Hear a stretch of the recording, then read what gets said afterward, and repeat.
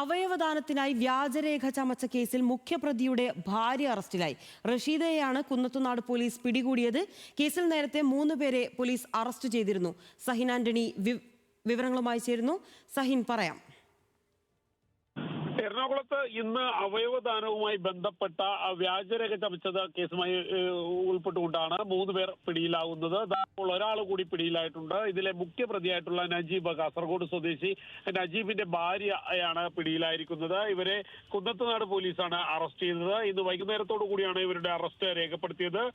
ഇവരുടെ പേര് റഷീദ എന്നാണ്. റഷീദയുടെ അറസ്റ്റ് കുന്നത്തുനാട് പോലീസ് രേഖപ്പെടുത്തുകയായിരുന്നു. കേസിൽ ഇനി 3 പേരെ കൂടി പിടികൂടാനുണ്ട്. നിലവിൽ 3 പേർ അറസ്റ്റിലായിട്ടുണ്ട്. മുഖ്യപ്രതി നജീബ് ഇപ്പോഴും പിടിയിലായിട്ടില്ല. നേരത്തെ തന്നെ ഇത് സംബന്ധിച്ച് പോലീസിന് വിവരങ്ങൾ ലഭിച്ചിരുന്നു. കേരളത്തിലെ MP-മാരുടെയും MLA-മാരുടെയും എല്ലാം വ്യാജരേഖകൾ ചമച്ചായിരുന്നു പ്രതികൾ ഇത്തരത്തിൽ അവയവദാനത്തിനായി ഉപയോഗപ്പെടുത്തിയിരുന്നത്. ഏതായാലും എറണാകുളം MP ഹൈബി ഈഡൻ തുടങ്ങി നിരവധി പ്രമുഖരുടെ സീലുകളും മറ്റ് വ്യാജമായി ഉണ്ടാക്കുകയും അത് അവയവദാനത്തിനുള്ള സമ്മതപത്രമായി ഉപയോഗപ്പെടുത്തുകയും ചെയ്തിരുന്നു. ഈ കേസുമായി ബന്ധപ്പെട്ടുകൊണ്ട് നേരത്തെ തന്നെ 3 പേർ പിടിയിലായിട്ടുണ്ട്.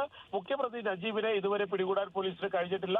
ഏറ്റവും ഒടുവിൽ അയാളുടെ ഭാര്യ റഷീദയെ പോലീസിന് പിടികൂടാൻ കഴിഞ്ഞു. കുന്നത്തുനാട് പോലീസ് ഇന്ന് വൈകുന്നേരത്തോടുകൂടി ഇവരുടെ അറസ്റ്റ് രേഖപ്പെടുത്തുകയായിരുന്നു.